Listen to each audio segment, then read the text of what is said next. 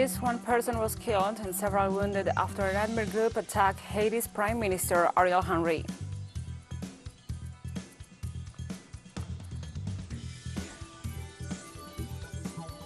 Protesters and police scuffled in Amsterdam on Sunday as thousands of people defied a ban on mass gatherings for a demonstration against the Dutch government's coronavirus lockdown measures.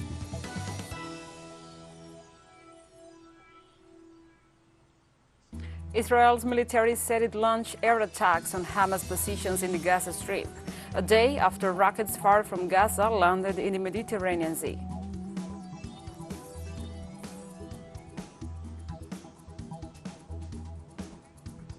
From the headquarters of TeleSUR English in Havana, Cuba, this is From the South. I'm your anchor, Gladys Quesada, and these are the news. At least one person was killed and several wounded after an armed group attacked Haiti's Prime Minister Ariel Henry.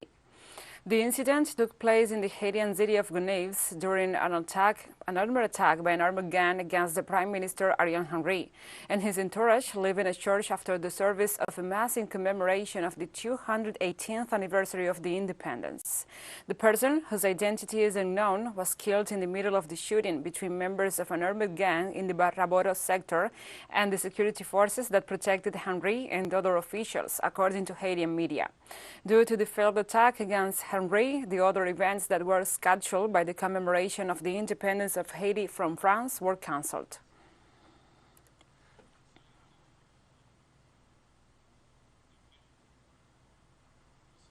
And Jamaica will deport Colombian national Marco Antonio Palacios, the prime suspect in the July 7th assassination of Haitian President Jovenel Moïse.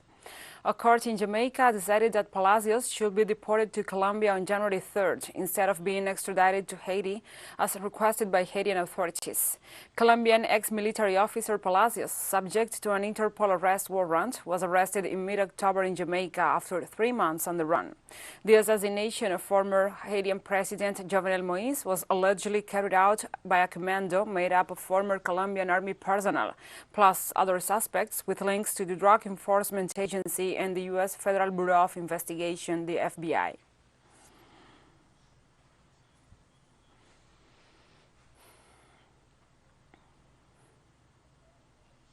In Colombia, the government adjusts fuel prices upwards as of January 1st. According to the authorities of the Ministry of Mines, the adjustment was made by including items of the tariff for transportation by polyducts, land transportation, and marking tariffs. Prices vary among the different cities in the country. However, the average cost of 9,048 pesos per gallon of gasoline, $2.2, and 8,884 pesos, $1.94 per gallon of diesel.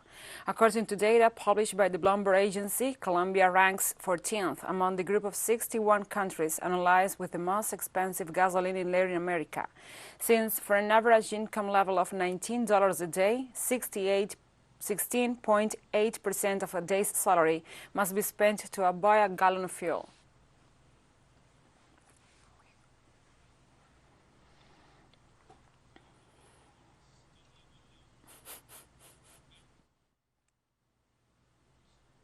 In Argentina, the Fernandez administration awarded 141 housing units of the urban development plan Estación Buenos Aires to families who will live in the neighborhood of Parque Patricios in the capital of the South American country. See the details in the following report. By means of a general draw and through a co-management process with the General Labor Confederation and the Argentinian Workers' Union. In the month of February, we are reaching the 40,000 home, and we are building throughout the whole of Argentina with different programs and land provided by unions. 100,000 houses simultaneously in February. So this is the Argentina we are starting to dream about. An Argentina with 3 key slogans: to fulfill your dreams, to generate jobs, and to provide predictability. For the Fernandez administration, it is essential that the financial system no longer determines whether an Argentinian has a home or not. In the times we live in, having a house is a right that any human being deserves, and the state must do what is necessary to facilitate access to housing for all those who need it. That is why we are here determined, as well as our Minister Jorge, to advance steadily, at a constant pace, to put all the strength we have to put into it.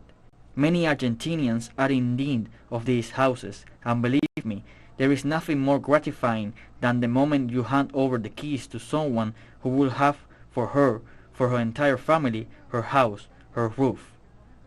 The dream of owning their own home, which in the case became a reality in the Buenos Aires neighborhood of Parque Patricios for 141 families. This is a great achievement that I thought it will never happen, and I still can't believe it. The day we came to meet him, I walked in and cried, and I couldn't believe that this is my new place. It is a joy, an emotion because you are having your house, right? Not that you are always paying the rent, but it is never your house, and this is your house, so there is a little more happiness in the family. This house is going to be in my name. For women, it is sometimes very difficult to acquire their own home. It is always a little more difficult for us, isn't it? To be able to have a house to leave to my children, and in particular to my daughter. It is very meaningful to me because that is what it is. It is autonomy, it is independence, it is love, it is a house to rest in. Another promise fulfilled by the government of the Frente de Todos to solve the housing problems suffered by the most vulnerable sectors of Argentina. Carolina Silvestre, TeleSUR, Buenos Aires.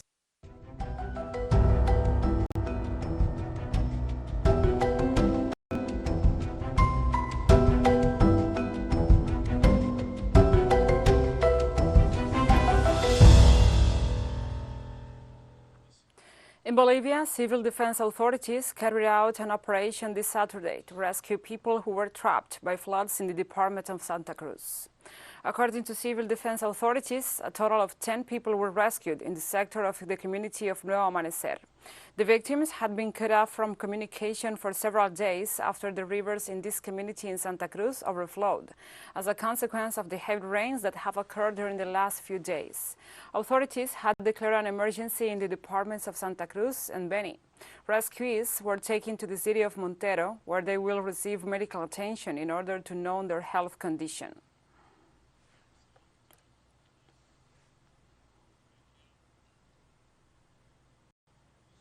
In Brazil, 124 cities in the south are in emergency due to the arrival of a storm front that caused floods and at least 25 fatalities in the northeast region. According to professionals from Brazil's National Center for Monitoring and Warning of Natural Disasters, the strong storms that flooded entire cities in southern Bahia during December 2021 are moving to the central and mainly southeastern regions of Brazil. Meanwhile, they're warned that the situation could worsen in the coming days, with thunderstorms expected to hit the metropolitan area of Belo Horizonte, Rio de Janeiro, and to a lesser extent, Sao Paulo. The so-called South Atlantic Convergence Zone caused catastrophic rains in the mountainous region of Rio de Janeiro in 2011 and flooding in Minas Gerais in early 2020.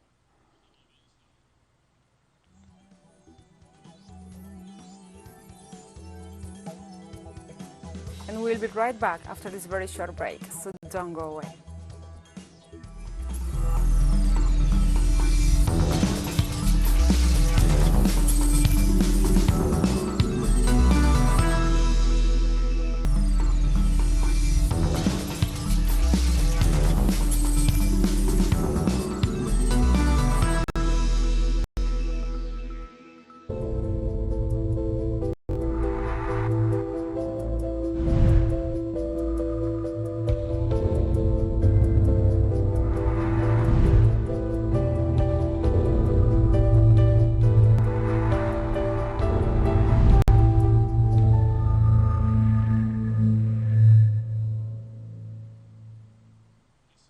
Welcome back to From the South. Protesters and police scuffled in Amsterdam on Sunday as thousands of people defied a ban on mass gatherings for a demonstration against the Dutch government's coronavirus lockdown measures. Local authorities had outlawed the protests, saying police had indications some demonstrators were planning violence. But large numbers of people ignored the ban. Some unfurled banners with slogans such as "Less repression, more care," while others held signs demanding freedom. There was a heavy police presence on the square where the rally took place and in nearby streets.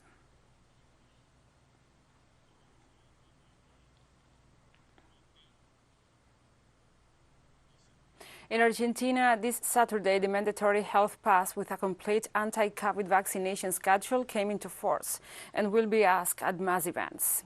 In the midst of the rise of the statistic of new infections, the measure applies to all citizens over 13 years of age who engage in activities predefined as high epidemiological risk, such as attending bars and nightclubs, group trips, or events with more than 1,000 people. In the last week of 2021, the nation registered more than 50,000 new cases in a single day, the highest number since the beginning of the pandemic. According to official figures, 65.5% of Argentinians are fully vaccinated.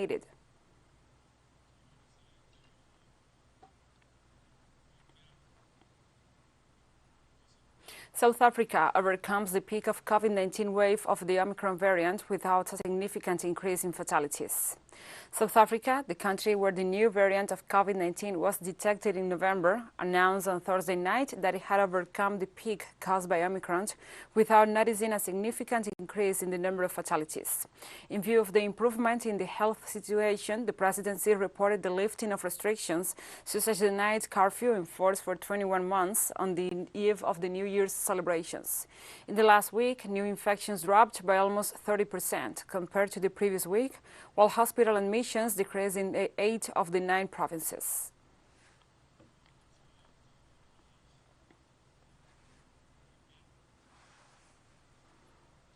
The government of India announced that it sent a new shipment of anti-COVID-19 vaccine this Saturday in solidarity with the people of Afghanistan. The shipment of 500,000 vaccines is part of a humanitarian aid program aimed at mitigating the effects of the crisis that the Central Asian nation is going through after 20 years of war imposed by the United States. New Delhi informed that in the coming weeks it will send another 500,000 vaccines, cereals and essential medicines to Kabul in coordination with United Nations agencies.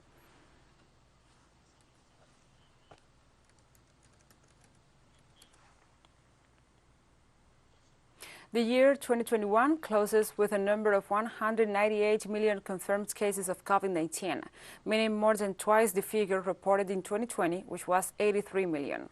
According to data from the World Health Organization, 3.5 million people died in 2021, 84% more than the 1.9 million fatalities in 2020. While the figures, still very high, show a decline in coronavirus-related fatalities, which was 2.2% in 2020 and 1.7% in 2021.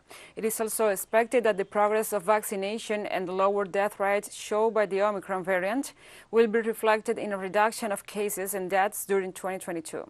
This could mark the end of the acute stage of the pandemic, into the words of WHO Director Tedros Adhanom.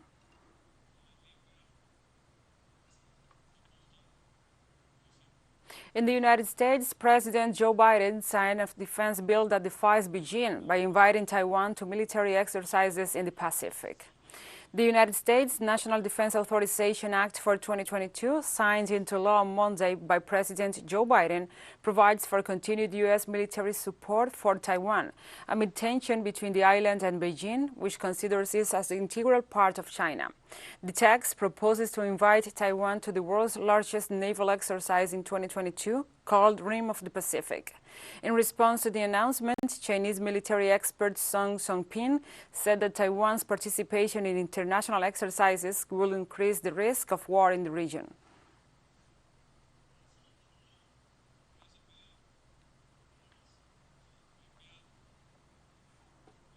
Ukraine banned ships sailing under the Russian flags from entering its waters, according to a new law that came into force this Saturday, January 1st.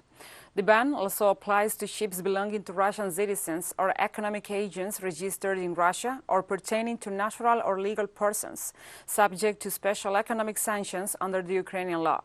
Relations between Moscow and Kiev began to deteriorate after the so-called Orange Revolution of 2004, when authorities in Ukraine decided to join the NATO agreement. With the arrival of Viktor Yanukovych, Ukraine sought better terms with Russia. 4 years later, he was defeated, causing the separation of the Crimea Peninsula and an internal armed conflict that reaches today. The Ukrainian authorities have accused Russia of meddling in their country's internal affairs, while Russia rejects such accusations and wishes that Kiev overcome that economic and political crisis.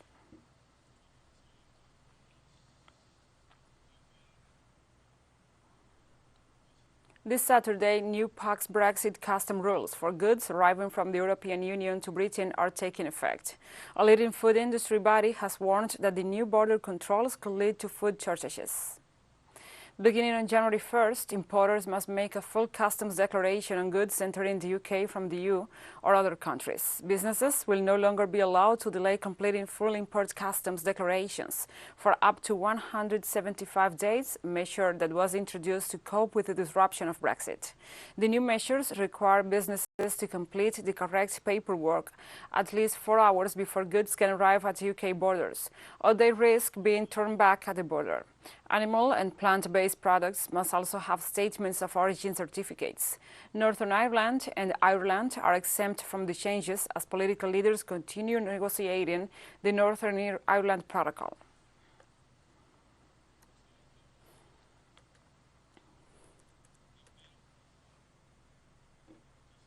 On Saturday, 446 asylum seekers arrived at a port in southern Italy after being rescued by an European NGO.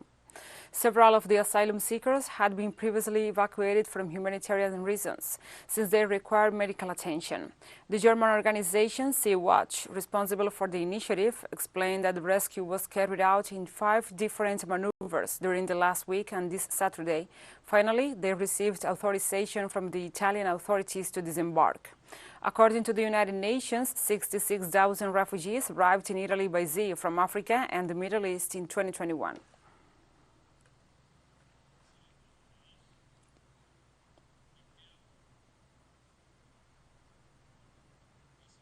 Pope Francis used his New Year's message on Saturday to issue a call for an end to violence against women, saying it was insulting to God. Pope Francis was speaking at the New Year's Day Mass in St. Peter's Basilica, dedicated to the Holy Mary. The pontiff presided over the Mass and blessed the statue of the baby Jesus. The Mass homily was focused on the role of the Holy Mary as a woman and a mother after the birth of Jesus Christ. Since the COVID-19 pandemic began nearly 2 years ago, Francis has several times spoken out against domestic violence, which has increased in many countries since lockdowns left many women trapped with their abusers.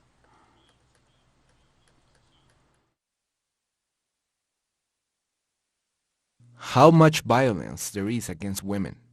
Enough. To hurt a woman is to outrage God, who created humanity from a woman. And we have more stories coming up after this final short break, so stay with us.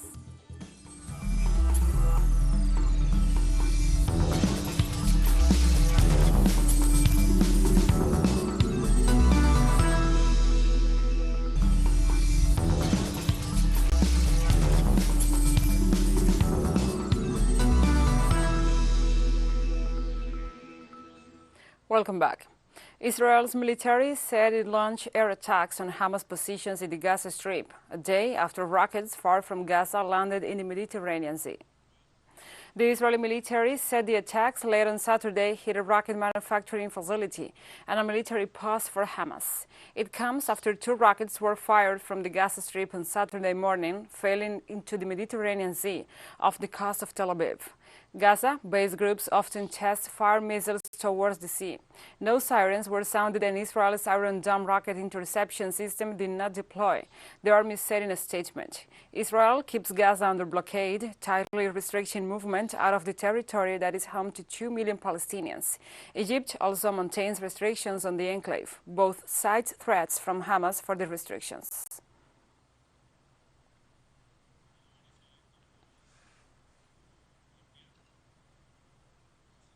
The world's largest free trade agreement, signed by 15 countries in the Asia-Pacific region, entered into force on January 1, 2022. After more than a decade of negotiations, the China-led mega-treaty, known as the Regional Comprehensive Economic Partnership, or RCEP, entered into force. The treaty is effective this Saturday in Australia, Brunei, Cambodia, China, Japan, Laos, New Zealand, Thailand, Singapore, and Vietnam. On February 1st, South Korea will join, and it's still to be ratified in Myanmar, the Philippines, Indonesia, and Malaysia. The RCEP addresses trade in goods and services, the digital economy, intellectual property, and trade disputes, among other issues.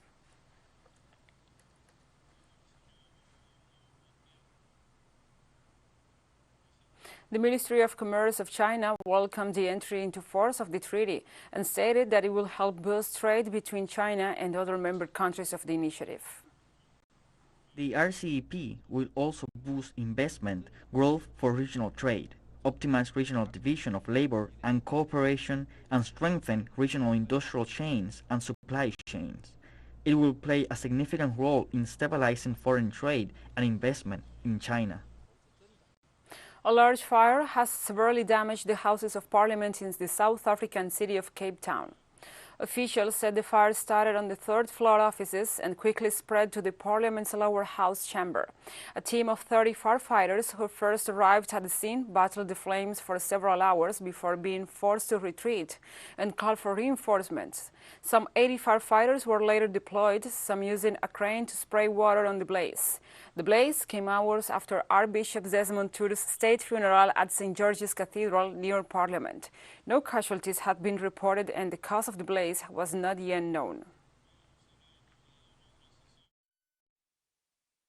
Of course, we are still going to go into what caused the fire, and the fire having started in the old assembly, how it then moved to the National Assembly, is something that will still be investigated. I believe somebody is being held right now and they are being questioned, but we need to go a lot deeper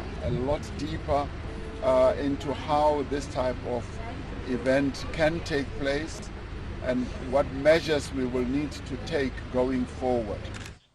And like this, we have come to the end of this news brief. But remember, you can find this and many other stories on our website at telesurenglish.net.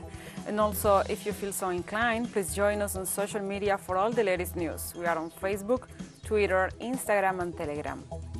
For TeleSUR English, I'm Gladys Quesada. Thank you for watching.